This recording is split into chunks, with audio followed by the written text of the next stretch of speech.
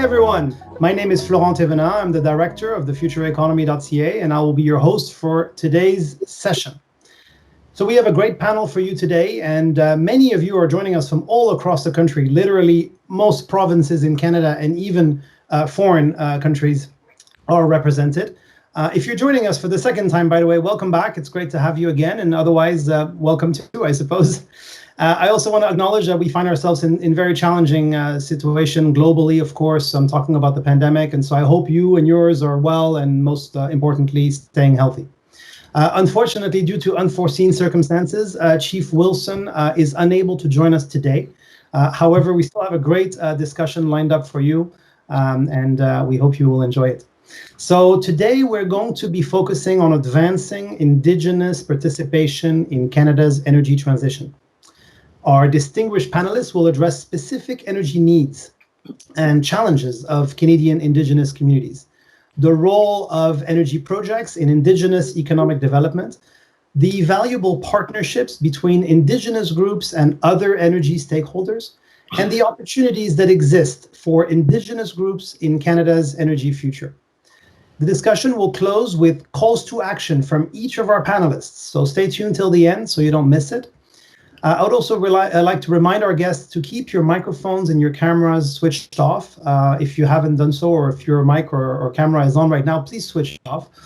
And then I would finish by thanking our sponsor. Shell Canada has been the sponsor of this session as well as this entire series. So thank you very much, Shell Canada. This is, of course, a very important national conversation, and it's not possible without a sponsor. So yeah, we wanted to express our gratitude.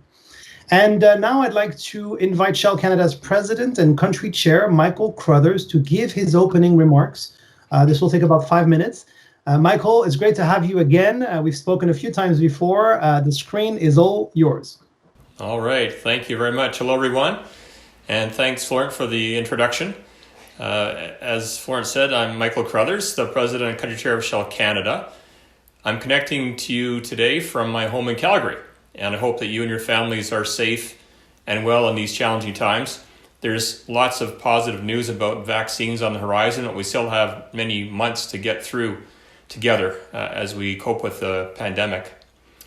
I'd like to take a few moments to acknowledge that the city of Calgary is within the traditional territory of the people of Treaty 7 region in southern Alberta, which includes the Blackfoot Confederacy, comprising the Siksika, the Piikani, the Kainai First Nations, and the Tsuut'ina First Nation, the Stoney Nakoda, including the Chiniki, Bears Paw, and Wesley bands. And in addition, we recognize the Métis of Alberta and all the other settlers who call this land their home.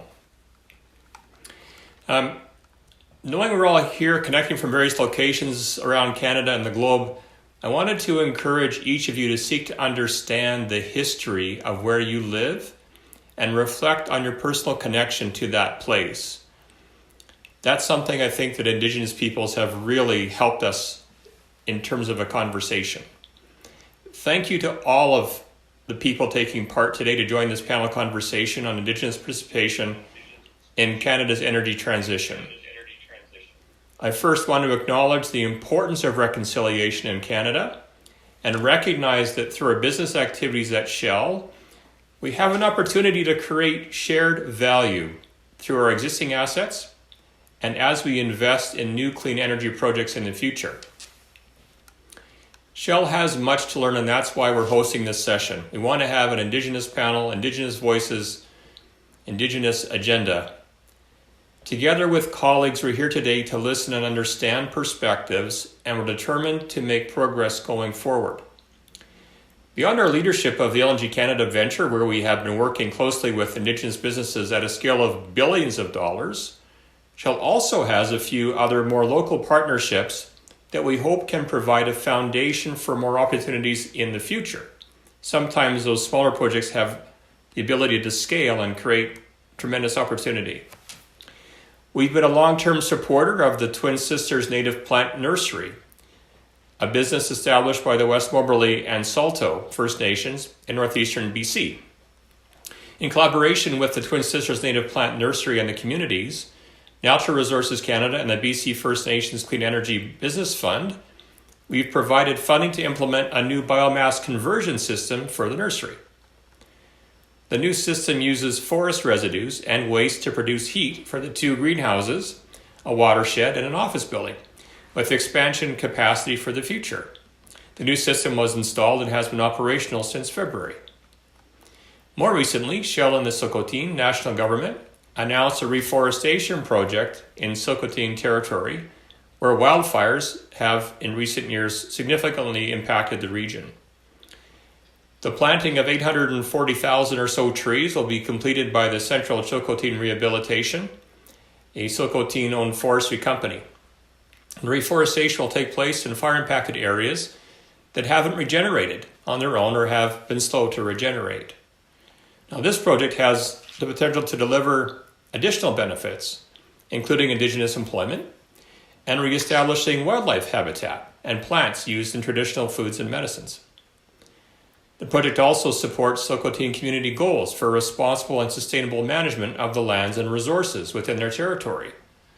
In future, it could lead to further economic opportunities through the generation of carbon credits. So as you see, regardless of the scale, ranging from these examples to something as big as LNG Canada, we understand the importance of working with Indigenous peoples as partners in the energy transition to help Canada meet climate change goals while supporting reconciliation and economic opportunity. We recognize the need for further conversations to help understand perspectives and move towards mutually aligned goals, and recognizing there's such a diverse range of views, we need to have these dialogues in order to make progress. Shell believes Indigenous voices should articulate their community's aspirations as stewards of these natural resources. And with that, I'll turn it back over to Florent to get the dialogue started today. Just a quick aside, condolences to Chief Wilson, whom I know, and to his family and their community for the bereavement that prevents him from being here today. But I know this will be an excellent panel. Thank you for all of your time and willingness to be part of this really important discussion. I look forward to learning from your perspectives. Thanks. Thank you, Michael. And I see Sandra expressing her gratitude as well. It's an inspiring message. I think it sets the tone for this conversation. And I think you're going to hear the aspirations of Indigenous leaders for the energy sector, at least today. So we're going to begin our panel session. It'll last about 40 minutes and it'll be followed by Q&A. So throughout the session, we invite you to type your questions for our panelists in the chat box and state your name and organization, please, before your question. So now I'm going to introduce our panelists to you. So we have 2 experts today. We have Sandra Sutter, who is the Manager of Indigenous Partnerships at PTW Energy.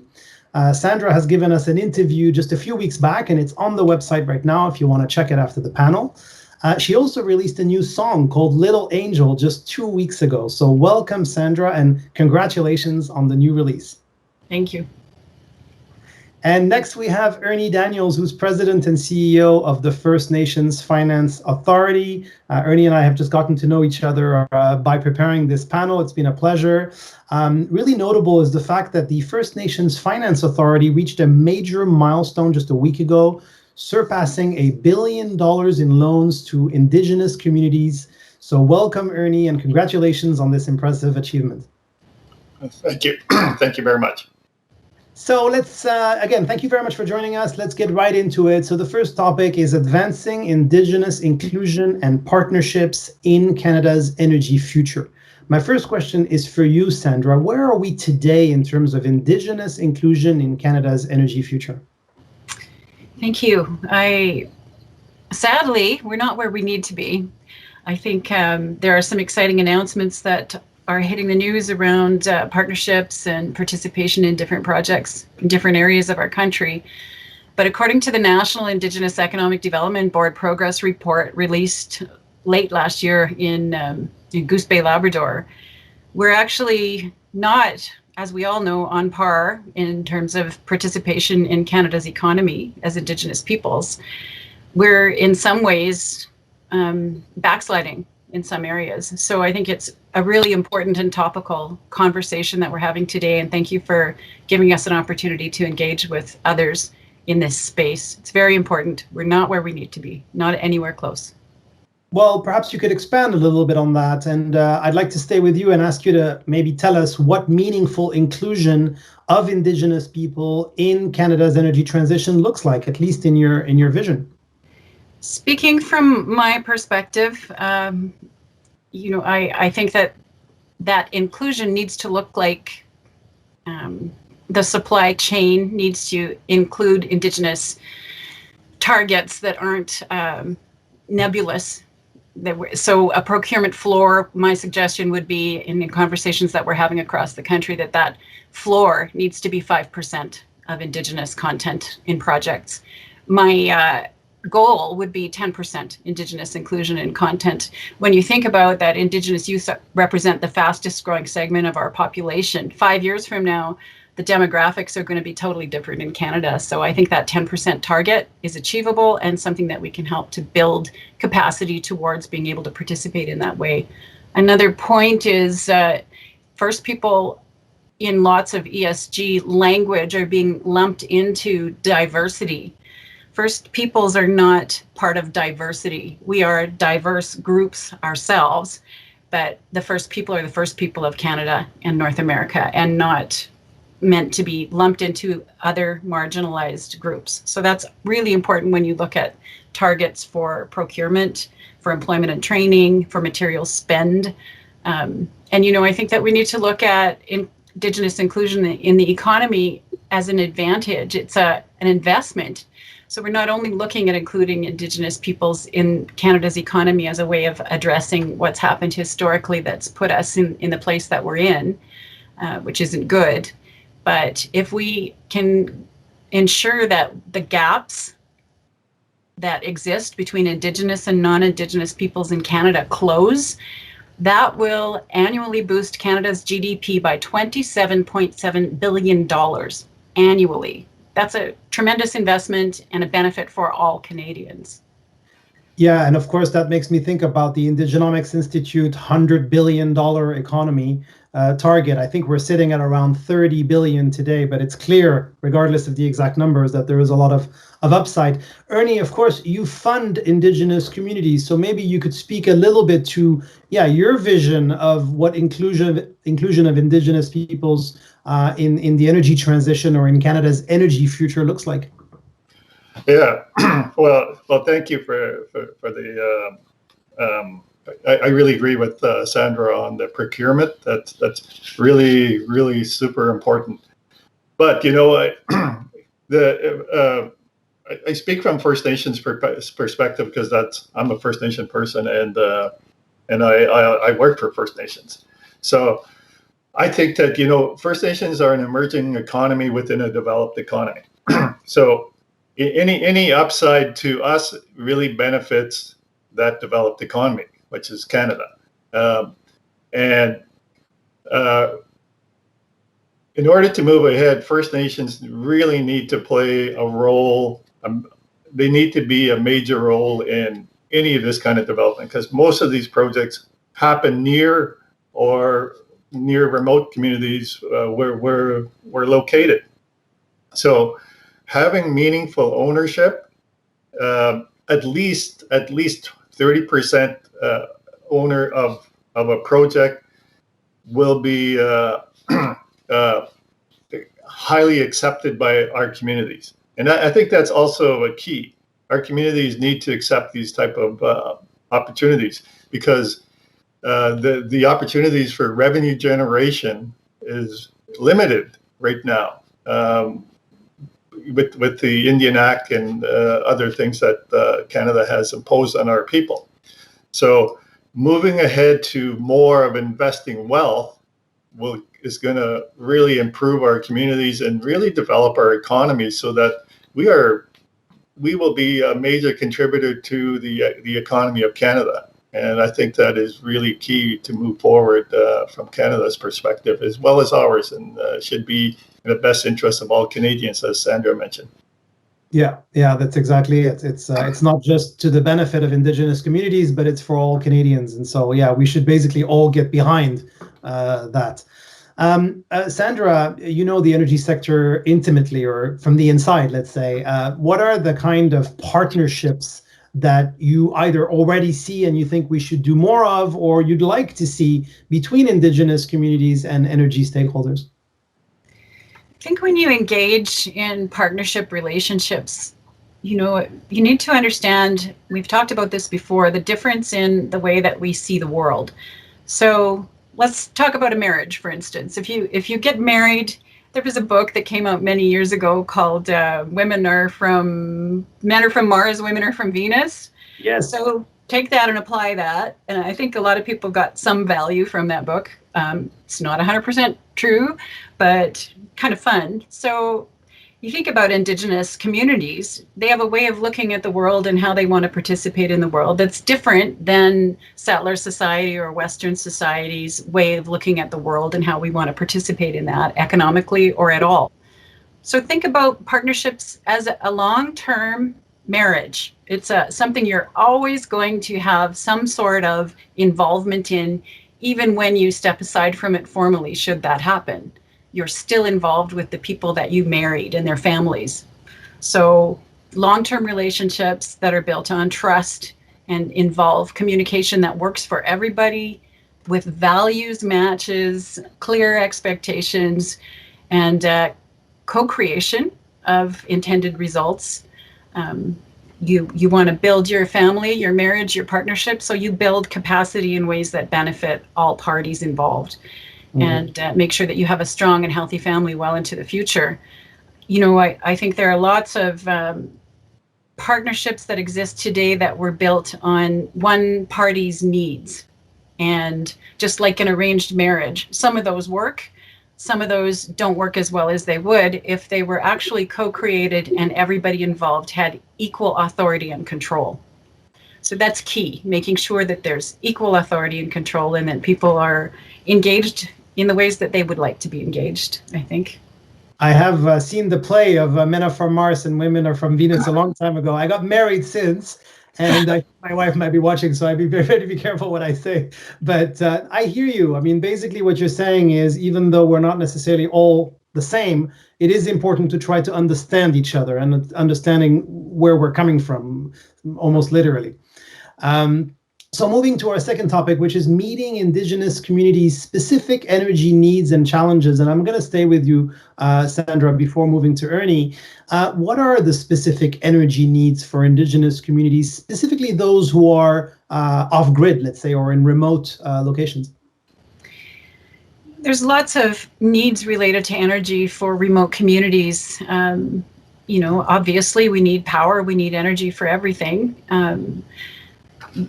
Having the ability to sell power back to the grid once you create it would be a wonderful thing. And you have to have infrastructure for that to happen. In a time of a world pandemic, internet access is critical to a community's ability to be able to participate in education, in business, even just this panel. How would we have this panel in a COVID environment if we lived in a remote community that didn't have access to the internet or reliable access to the internet? And when you think about that, reservations were created intentionally with an idea of separating people from being able to communicate with one another or gather intentionally. We're dealing with that legacy and trying to create ways for people to be able to participate. So we need power, not just to heat our homes.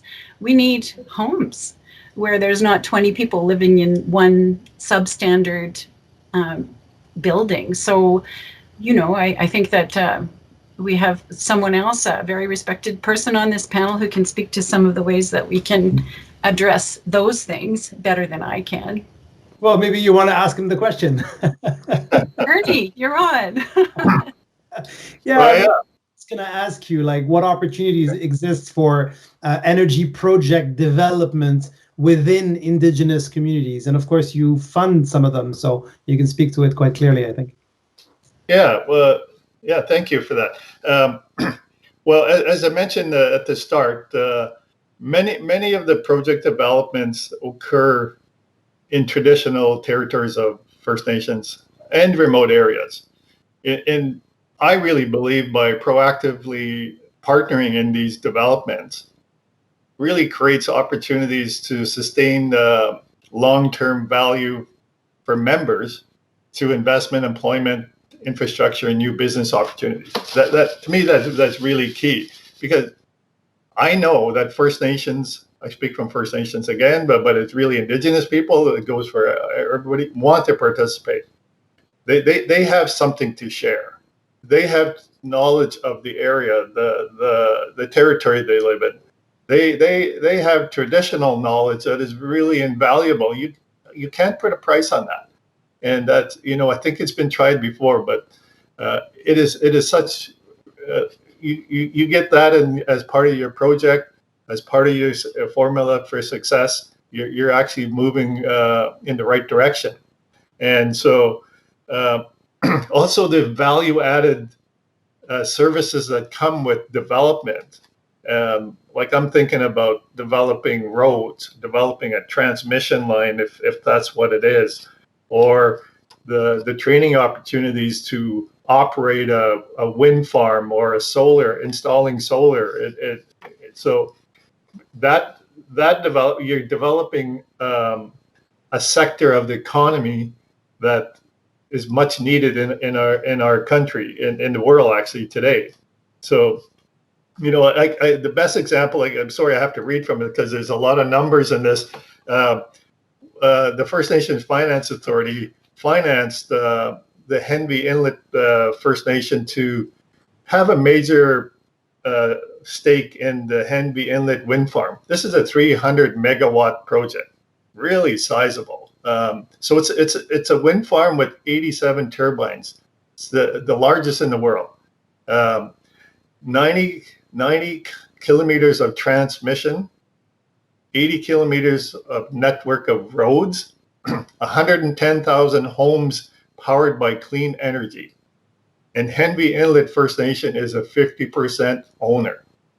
By being a 50% owner, they're able to generate long-term stable revenues that are going to really help to build their communities. So getting involved with First Nations early really it helps, because they can be part of the development process. They want to be a part of that, and they will be a really good partner for a long time, because they're not going anywhere. They want to build their communities to a standard that's equivalent to that other Canadians are used to today, and really to provide a better quality of life for their people. And so I think that's the name of the game, is that, and I did mention earlier, we're an emerging economy and a developed economy, and as we develop, Canada benefits. We have the fastest population growth compared to the national average of about 25%. So manpower, the ability to train, the ability to develop business, develop those supply chain, that network that needs to be in place. So I really do think that I have to give a shout out to the First Nations Power Authority, because they operate out of Regina, Saskatchewan, and they're set up to do this very thing, is to help First Nations develop projects with partners, and the private sector is really key in this. So so if you want to learn more about what they do, just check out their website at fnpa.ca. They have a lot of information on there, so just giving a shout out to them. So that's the FNPA, and you're the FNFA, right? Yeah, the FNFA, yes. FNFA, there you go. Great. Well, thank you, Ernie. Sandra, a very, perhaps a bit more granular question, let's say. What pathways do you see towards replacing diesel as a power source in remote communities? I think that's a really important question. There's lots of different ways that once we have infrastructure in place, we can replace diesel. Natural gas, geothermal, solar and wind, biomass. In some areas, run of the river is even a technology that could be applied in that kind of scenario. But how do we get there? So the partnerships we've been talking about can be key, but there are other things that need to be addressed within this conversation. We need to ensure that we influence policy, and that we can be engaged with influencers around policy and in government, so that things like supply chain and Indigenous participation in supply chain are mandated. And we need to ensure that we're also addressing education needs so that community members end up being intimately involved in projects and solutions, like solutions to replace diesel. And the funding streams and the mechanisms so that capacity can be built. We know that it's difficult not only to access the monies that are needed for these kinds of projects, big projects, but the ability to apply for that funding is also not necessarily there. So how do we address those kinds of things? I think the FNPA is a fantastic resource, and also the Indian Resource Council. Steve Saddleback is the CEO over there. They're also a very forward-thinking organization around energy. So those are some of the ways that we can look at solutions for that area. We're wrapping up this second topic. Ernie, do you have anything to add before we move to the third? Yeah, I'd just like to talk about a community that actually took this into their own really long-term visioning as they were really thinking about, well, what can we do for our community? This is Taku River. They're in northern BC, and they were off the power grid. So they successfully negotiated a contract with BC Hydro, where they were able to build their own hydro dam and sell the power back on a contract basis. So this is really where government can play a role, like provincial governments as well as Canadian governments, is provide that opportunity to a revenue source, because as First Nations, we don't have a lot of equity revenue sitting around to invest in a lot of these projects. It's just the way our whole system was developed through the last century or so. So creating this opportunity, it enabled them to generate revenue, also reduce the cost of their electricity, and to provide a cleaner energy in their community. Plus, now what it's done is it's made other opportunities available for them. So they can expand their existing hydro project and sell that to a separate contract to the Yukon, or to maybe other expanding or other areas, other municipalities that need the power. So this was really smart. And the other thing is that they developed an expertise for this. They developed people that can drive the trucks to move all this stuff, to how to manage the flow system as it goes down with the dikes and all of those type of things that need to be managed to make sure it's clean. So it just created a lot of opportunities. And the thing is that they were really proud of this. They accomplished this. They were almost one of the first ones off to the block before the Ontario FIT program came into being. So yeah, that's.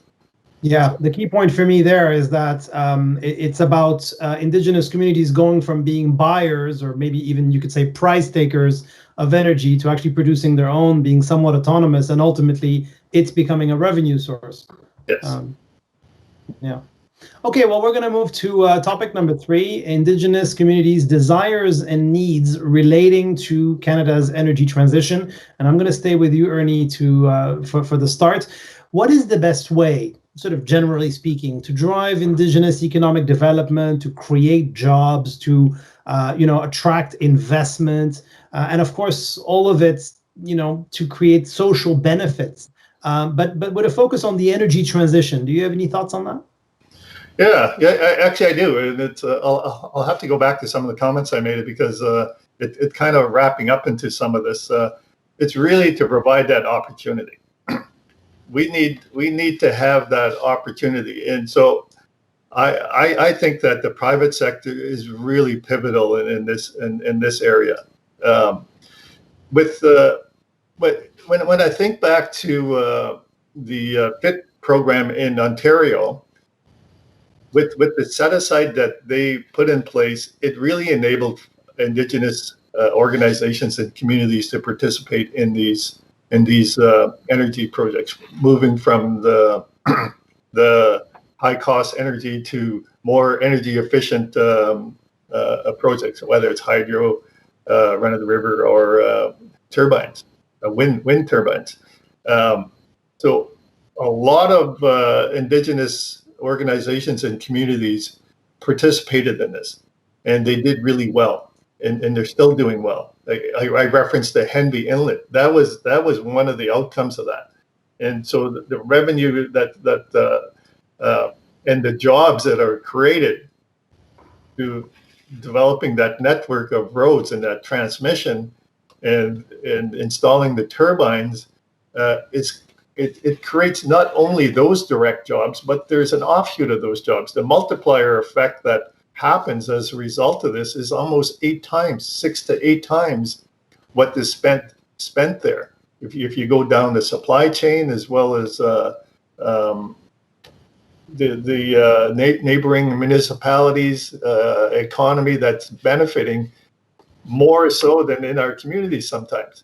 So I think that government can play a role, and they can do so, like with the Alberta Rep 2 program, which also made available for First Nations to participate in an equity. Of course, I'm always thinking of equity because I think that revenue generation is really what's important, and being a part of the decision making that can determine what jobs are created, what can be sustained in the long term, and really just managing that investment, managing that wealth, as opposed to managing poverty through government programs, is really going to set us apart and on the road to really developing this thing. And the whole world is moving to this. You think in the U.S., like I think the incoming President Joe Biden is getting back to the Paris deal, getting back to those type of things,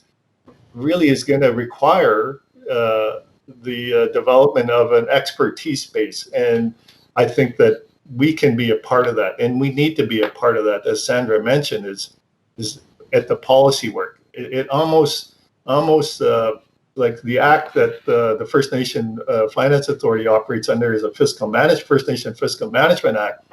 That's a legislative act that was put in place by Parliament. It gives you a certain degree of the ability to really influence policy.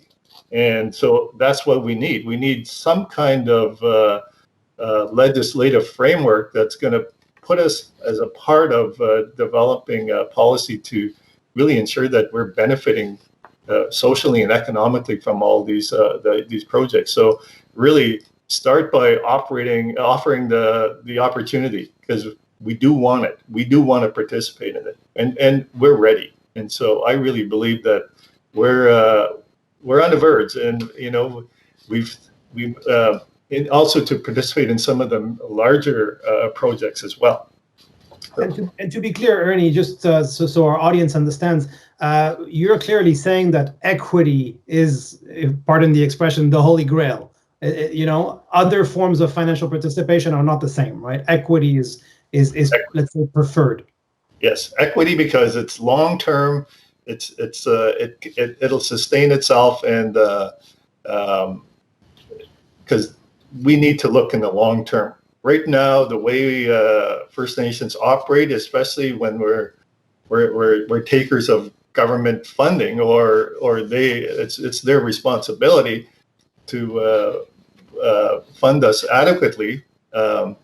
We actually are not in the position to. Our thinking is really short term, because that's how these funding programs cycle, is really in the short term. So we need to be looking in the long term. We need infrastructure in our communities that it's long-term thinking. We need long-term community planning. We need long-term really developing our future generations to really become the catalyst for this economic. I think we're just on the verge of it, and they're going to bring it forward for us. And so we need to make sure that we provide that opportunity for them. that long-term thinking is something that I'm sure many, including in our audience, would say is needed in other parts of Canada's economy. And I'm going to put a little plug and say that this is why the TheFutureEconomy.ca exists, so that we have those conversations that aren't just so anchored in the day-to-day, sorry, not the day-to-day, the day-to-day, the politics, the sensation, but also just looking further ahead. Sandra, you've been quiet for a moment, so I'm going to go back to you as our energy expert here on the panel. So we've talked about equity. The other topic that comes back quite often is that of procurement. And so I want to ask you what you think is the best way to support Indigenous procurement, or procurement from Indigenous, let's say, suppliers, and especially as it relates to energy capacity building, let's say. Thank you. I really appreciated Ernie's direction in the previous part of this conversation. I got to go to a community some time ago that have a 500-year business plan. So you think about that 7 generations thinking and how we're going to respond as industry or as Canadians to a procurement stream.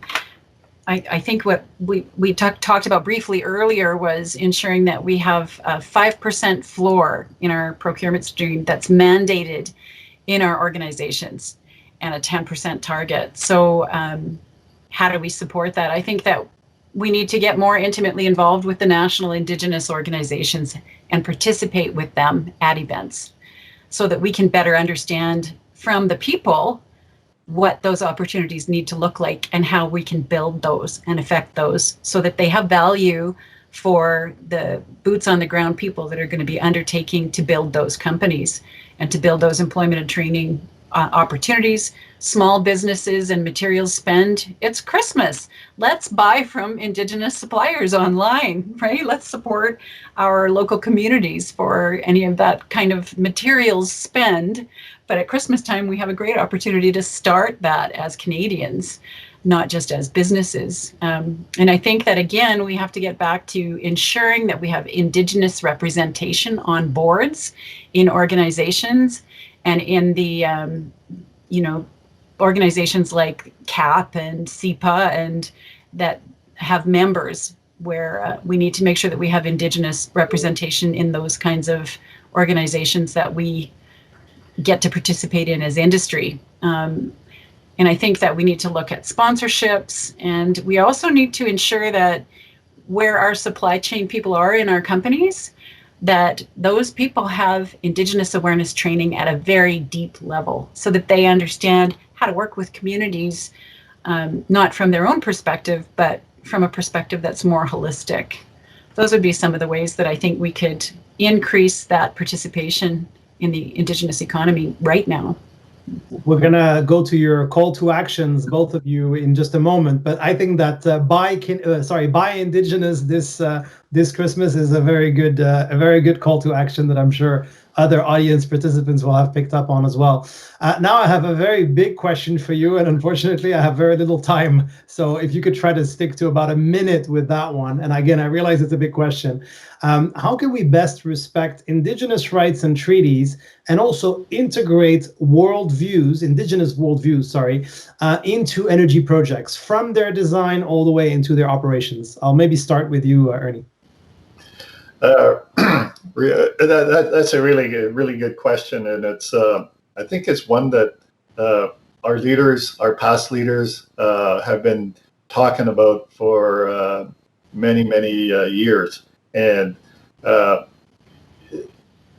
every successful partnership, marriage, whatever, the men from Mars, the women from Venus kind of thing, needs to be built on a really solid foundation.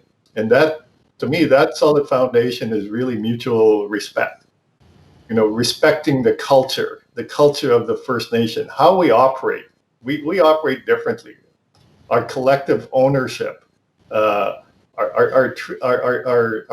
territories. Our people are really in tune with Mother Nature. We always want to make sure that there's more for our future generations than we have today. So I really think that those developments that are coming in need to really respect that, and same with the private sector. And the private sector has been doing a really good job in most cases that I've seen. Sometimes government gets in the way, but they really need to be a part of the solution for the formula for success. And to me, that is really really helping First Nation with a hand up rather than a handout, and to provide the opportunities through what policies we talked about, but also, again, going back to respecting our just the way we do our business. Patience is really important when you're working with us. Decision making is not a singular type of a thing.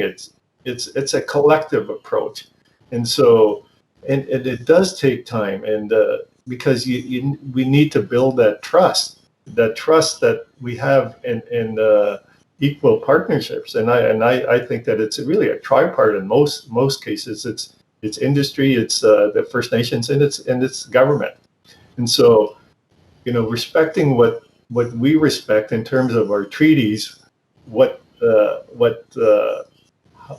how we do our decision making, and those kind of things are really key. I think that I'm really interested to hear what Sandra says, because I think she's probably going to have a few good comments on this. So thank you. You're very welcome, and start thinking about your 30 seconds call to action, because it's coming right after. Right. And Sandra, I'm sorry, I'm going to have to ask you to stick to 1 minute with your answer, but likewise, look forward to hearing it. So I agree with everything Ernie said completely. I think also that we need to ensure, in order to respect Indigenous rights and treaties and Indigenous worldviews, we need to include Indigenous people at every level of our organizations. So that means meaningfully, and our C-suite needs to have Indigenous representation in our organizations, in our companies. Our boards need to have Indigenous people on them, and we all need to understand the treaties. We need to read them. We need to take the Truth and Reconciliation Challenge, and we need to understand what those calls to action are. And if we really want to get into it, we should read RCAP to the Royal Commission on Aboriginal Peoples. So educate yourself and your organizations about Indigenous peoples in North America. Yeah, that's a very clear message. Thank you very much, Sandra. So Ernie, as I said, back to you. And now just from both of you, your calls to action, literally in 30 seconds. And to put it simply, who must do what now to drive Indigenous inclusion in Canada's energy transition? Ernie? Okay, well, I'm going to start with government first, because I do think that government needs to play a role. And because I look at Ontario, what they did back, they don't have the FIT program anymore, but it was really successful with the set-aside programs. That allowed First Nations to participate at a level where they wouldn't have been able to compete. So I think if we can do that, Alberta did the REP 2 program, where it required inclusion of First Nations equity ownership. That was those two programs were really good, and I know Saskatchewan is looking at a few other things. The First Nations Power Authority is really working on that. In the private sector, I think the private sector is key. The private sector has the knowledge, they have the wherewithal. I think if they can engage with us early in the process of projects that are in our area that are going to impact us in some way or form, whether it's through socially or economically, I think it's really important. And also maybe consider possible financing to get us through that first initial stage, and government can provide support funding for looking at pre-assessment and those kind of things. I think just make it worthwhile for us. Make it based on some revenue back to us, so that we can do other things, and also to create the opportunities for employment and business contracts and the procurement. I think those are really key. Thank you. Thank you very much, Ernie. And Sandra, I'm sorry to ask you again to keep it short, because we have many questions and some really great ones in there. So 30 seconds, what's your call to action? Who must do what now to improve Indigenous inclusion in the energy transition? I think I've already said it. every organization needs to indigenize their own organization and make sure that Indigenous awareness training is mandated, that there's a 5% minimum procurement floor for materials, employees, training, and procurement of subcontracting. And we've got to do it now. We have to have Indigenous peoples at every level in these organizations that support the economy, so that we can support the economy and participate in it. Thank you very much. Again, a very clear message. Okay, time for Q&A. We have, again, some great questions.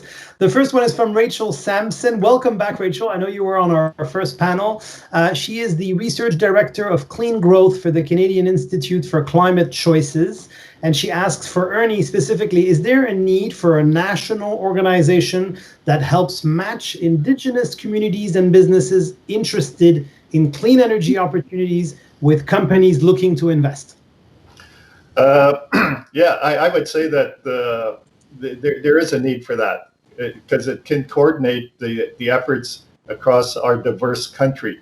Like our provinces, the jurisdictions that occur in each province are different. It would be good if they were the same, but somebody to coordinate and to actually be that catalyst, that lobbyist kind of thing. I don't know if that's the right word, to deal with Ottawa, and also because Ottawa gets they get lobbied by a lot of these big companies on directions on policy. So again, that can be one of the things that I really like what Sandra said earlier on policy, and I think a national organization can really foster that discussion that needs to happen. So yes, I do really believe that. Yeah, that's really important for our bringing this, our role in this sector in a meaningful way. So the answer is yes. That's good. We like straight answers. The next question is from our good friend Jeff Passmore. Hi, Jeff. He is the founder and CEO of the Scaling Up Bioeconomy Conference. Very good conference if you haven't checked it out. So here his question is sort of a little complex. He says, it seems there are at least two types of projects. One, those from the outside that are imposed on Indigenous communities and for which these communities seek involvement/partnerships. And two, those that are initiated by the Indigenous communities themselves, for which there could be near 100% Indigenous ownership, such as bioenergy for heat and power. He knows what he's talking about. The question for the panel, whoever wants to answer it, perhaps Sandra first. Can the panel comment on this, basically? Yeah, I think there are imposed and initiated projects.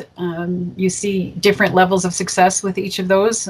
I'm not sure I understand the question, but I do want to point to the Alberta Indigenous Opportunities Corporation, because they have loans available in the $20 million to $250 million range that could help with the kinds of initiated projects or participation in the imposed types of projects for community involvement. If we build capacity for people to be able to participate in those kinds of loan applications through Ernie's group, for instance. I realize I may have not read the question very well, so I'll just give you another chance at it. Basically, he's asking if you can comment on the latter, which is point 2, that there are projects that are initiated by Indigenous communities themselves, for which there could be near 100% Indigenous ownership, such as bioenergy for heat and power. Do either of you want to comment on this, I suppose, this potential opportunity? Yeah, so there is. In my experience, again, it's the ability to generate or to get the capital to do this. That's what it's required. That's what's really required. Canada, or the government of Canada, usually comes in and they provide some degree of funding, but it's usually not enough for the community. I know there's a few in northern BC that are looking at this type of a project, and they're seeking financing to fulfill it. But at the same time, there needs to be some financing. Usually comes with some requirement to repay over a longer term, and so being able to generate that revenue is really key for the success of these through a contract. like I go back to the FIT contracts, to the set-asides in Alberta, because the financing is there. It's the ability to repay that financing is the key, and over a longer term. So yeah, that I do really believe that, and I think there is a lot of opportunities, and First Nations are really taking advantage of it. They own there's a lot of projects where they're 100% owned by First Nations, and they're operating really well. But there's a contract that's supporting that to buy that electricity or that power or some form, like with when you think of diesel generating replacing, right? There is a cost savings, and that cost savings could be part of the contract that goes back to the First Nations to finance this, and so, or the communities or Indigenous communities. I keep saying First Nation, but I'm meaning Indigenous. So yeah, I think that's the way to sustain it. Great. The next question is perhaps more for Sandra, and I think kind of geared towards the Alberta context. It's from Turab Hassan, who's an oil and gas engineer. Hi, Turab. He says, what role can First Nations play in the cleanup of thousands of inactive wells, facilities, and pipelines? I already see Sandra nodding across the prairies. Sandra, it's all yours. Yeah, well, there's the calls to participate in that in Saskatchewan, at least, are closed. But I think, again, we go back to policy. Orphan well cleanup is a complicated matter. There has been funding available to participate in those kinds of projects in the prairies. How can Indigenous communities participate in that?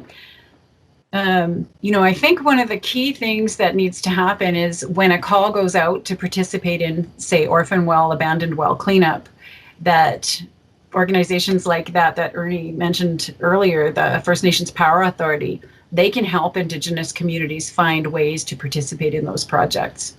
And industry, companies like private sector companies, can help Indigenous communities to build capacity and build companies that can participate in those projects. So I think there's lots of ways to participate in them, but the timeline before responding to those opportunities needs to be longer so that communities can participate in them in a reasonable way. Like Ernie said, we have to have patience and remember that a consensus model of decision making takes a longer time than the way that Western society makes decisions. So a community has to have time to engage their whole community in how they want to participate in any kind of project, including abandoned wells. Yeah, no, I hear you completely. I'm already looking at my next question. It comes from Cheryl B, who I think is someone that I've connected with on Twitter. So nice to see you, or virtually at least, Cheryl. She asks for Ernie, have Indigenous communities like mine, not sure which one that is exactly, considered or looked at rail development in relation to supply chain? So we're talking railroads? I think so. Yeah. So yeah, I'm aware of a potential project in Manitoba that First Nations are having a major will have a major involvement as it moves forward. I think that yes, by all means, where there's transportation, where you're moving goods and services, it's really important for us to be a part of that opportunity. And I think yes, by all means, if you can take part of that. Participate in ownership, so that again you're building wealth, and the building wealth. What I mean by that is it creates the opportunities for our communities to really build a better quality of life for our people. And so by having ownership and with long-term contracts or that go with it, or even the ability to sell a service to a needed service for transportation, like railroads, is really, really key. And to become really experts in that area, because the rail system is not going away. I just don't think. I think if anything, it's going to need to improve over the next decades as we move forward. More energy efficient, those kind of things. So let's get in early and really be a part of that solution. So yes, I think I would if my community was near a rail system, I would want to own a part of that. That's for sure. Thank you. We're getting towards the end of this conversation. As I had warned, it goes very quickly, but a final question for you both, and I'll start with Sandra. And this is from us, basically, The Future Economy, asking you, what did you find the most interesting about this conversation today, and why, and where should we move from here, basically, with this conversation? Perhaps you could keep it to 30 seconds. I'm really grateful for the opportunity to have this conversation. I think what I'm learning is that this is not news to people. So we need to keep moving the bar forward because people are at a stage where they're ready for that. So let's make sure that we get Indigenous participation at every level in organizations, that we mandate inclusion through all of the different ways we can, including training, procurement streams, employment and training, addressing barriers to employment, but that we get participation at the board level and that we have influencers helping us to make sure that that happens, and that our targets aren't just targets, that they're mandated. So talk is super important, but moving to action and particularly perhaps more influence is what you're saying within those decisions about energy projects. Yeah, and you are playing a key role in helping us to be able to do that. So thank you for that. On behalf of the team, thank you. And Ernie, what have you learned today? What's your key takeaway? Where do we go from here? Well, what I find really important in this whole dialogue is that we have an audience to tell our story, because we do have a good story to tell, and we do want to participate. And so, just interacting with, I've never met Sandra before, and she's a musician, and I really appreciate musicians, because I was a budding musician myself, but just having other points of view and listening to that really helps us as we move forward, and to have respect for that, and really every opportunity that we can actually move the dial forward is a success for us. And so I think this is what this forum does present for us, and I really thank you for the opportunity to be able to do that, because again, we do want to participate, but we need to have it worthwhile for us to do so. And once we do, we're in it. We're in it for the long term. Well, again, on behalf of my team at TheFutureEconomy.ca, thank you very much. On behalf of Shell as well, again, this was very much a partnership with them as a really good partner. At least that's how we've experienced it. We have a lot of very interesting, and as I said, people from all across the country who have sent many more questions. Apologies, we couldn't get to all of them. Sandra, Ernie, again, thank you so much for your participation. We know how busy everyone is right now. We're going to launch a very quick poll. So if you're still on, please just answer this question so we know how valuable you found this conversation. We do have an idea already. While you do that, if you enjoyed today's panel, make sure to visit TheFutureEconomy.ca to check out our interview with Sandra, which came out just a week ago, where she expands on the kinds of collaborations that are needed to ensure meaningful inclusion in Canada's energy transition. You can also watch our first panel that was on November 26th. It's now on the site, so you can watch that too.